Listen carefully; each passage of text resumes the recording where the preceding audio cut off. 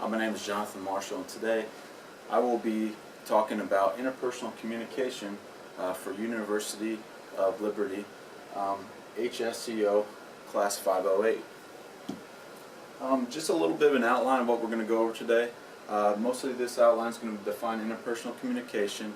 Our eight arcing goals are my own personal background and behavioral blends of my own influence of conversation, and positive blends and potential barriers that we have in communication. To really define interpersonal communication, we really need to look into what the true meaning of interpersonal communication is. Stewart best explains it. It's a type or kind of communication that happens when the people involved talk and listen in ways to maximize the true potential of communication. Neurologically, how we think and problem solve all contract on our own cognitive behavior and how we socialize between one another when we communicate. An overarching goal of myself is to become more patient in conversation. Being someone that is very determined and desired to have accomplished many things that I do on my everyday basis, I tend to not fully engage myself in conversation. So an overarching goal of mine is to fully buy into the whole concept of receiving the sender's message and giving them time to allow me to have the credited feedback that they deserve in our communication process. Enlarging the conversation.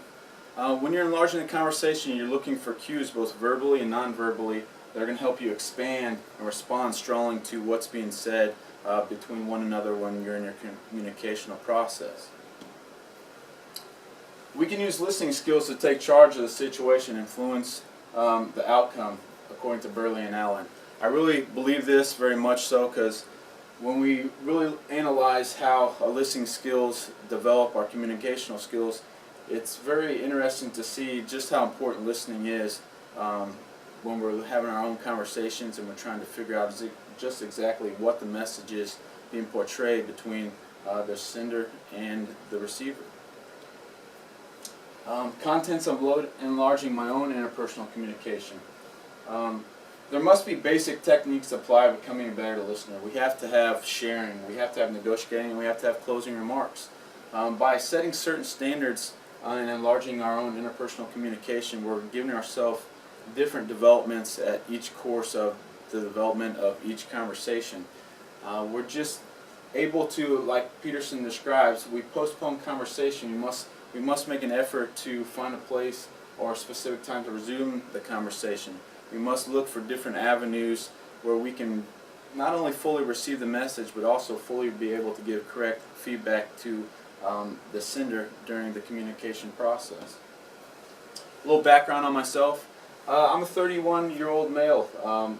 This is going to be my second degree I've been working on. My past degree, I got nutrition and health, and right now I'm currently a fireman in the military. I've been doing that for a little bit over 3 years. Prior to that, I was a teacher, and then I was also a professional baseball player for about 3 years. And one of the things that I really can take from this course is that no matter what job you embark in, communication and how we set our own standards to make evident between how we coexist with others we work with is very important and vital for our own positive influence, not only for ourselves but for those around us. When we talk about behavioral blends, we're talking about how we act, how we feel, how we think. For myself, it's really just a breakdown exactly what really makes you as a communicator. What are some strong things that you do during the communication process, and what are some weak things that maybe have the tendencies to hinder your overall communication between one another. The disc diagram is one of the best things that I think I've learned over the whole training of this course. It really gives you a perspective by breaking down just kind of what personality you have and what are your tendencies to both hinder but also inhibit your communicational process. For myself, I see myself more in the DISC model. I see myself as a very active and task-oriented person. But I also know by having such a strong will and assertiveness and directiveness in my everyday socialization that it has a tendency to push those that I work around with away because of my type A personality perspective.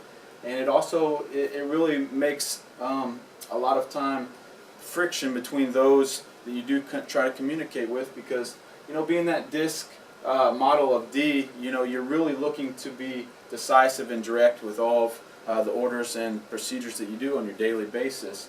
And for me, you know, I just really want to learn how to get a good balance between all four of these quadrants. You know, I want to be able to learn to be more energetic. I want to learn how not to just be a perfectionist, but also have persistence to look to do perfection in my everyday life. You know, with that, I also want to take in the communicational process of caring. I believe that caring and actually engaging into conversation about how we feel and we react to others, and not just go ahead and embark with a judgment before we actually hear exactly what's being said. You know, I think that takes someone that's very calm and patient, and that's, for me, I know that's something I really want to portray, you know, my socialization through my communicational skills that I've learned through this course. You know, some positive behavior traits and influence. You know, I do know that when I do interact with caring, I do show good signs of being caring and a good thinker and a good problem solver.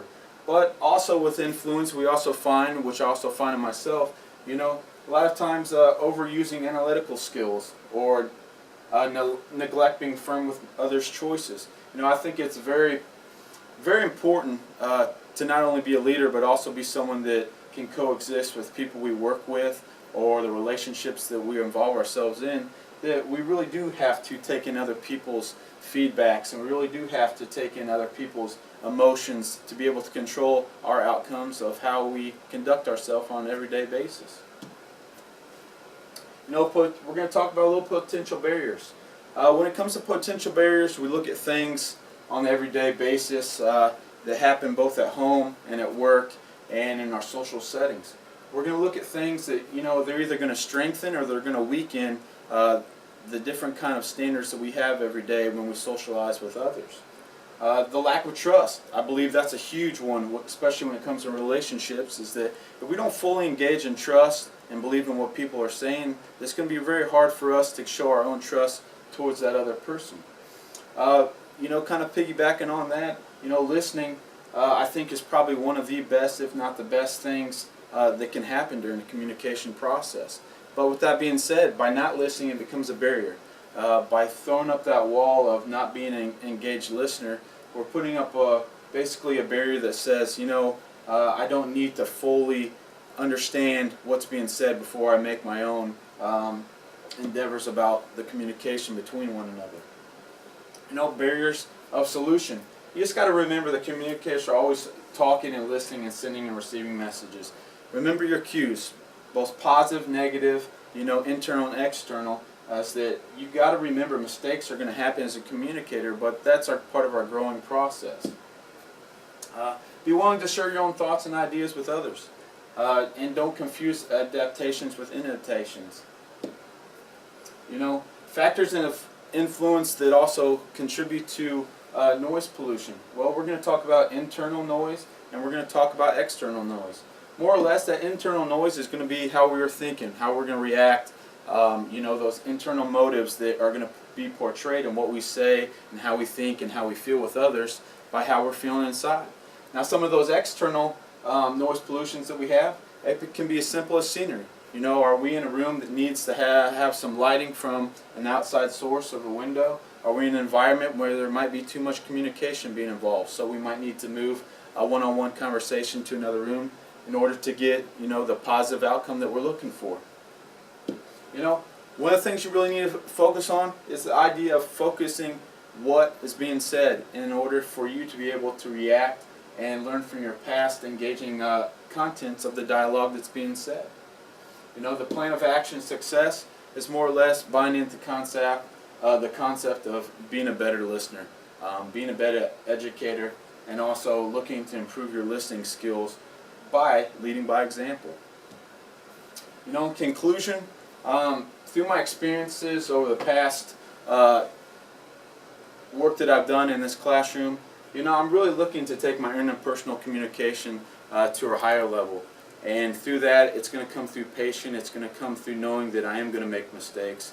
But I'm always going to look to strive to get a little bit better each day, and I'm really going to look forward to not only just gradually improving these skills, but doing it in the way of glorifying the Lord. One of the best things that I think is said in Scripture is that human services, anyone who serves Christ in the way he is pleasing to God and receives human approval. All right? If we work for others, others will work for us. So thank you for everything that you've done, and have a good day.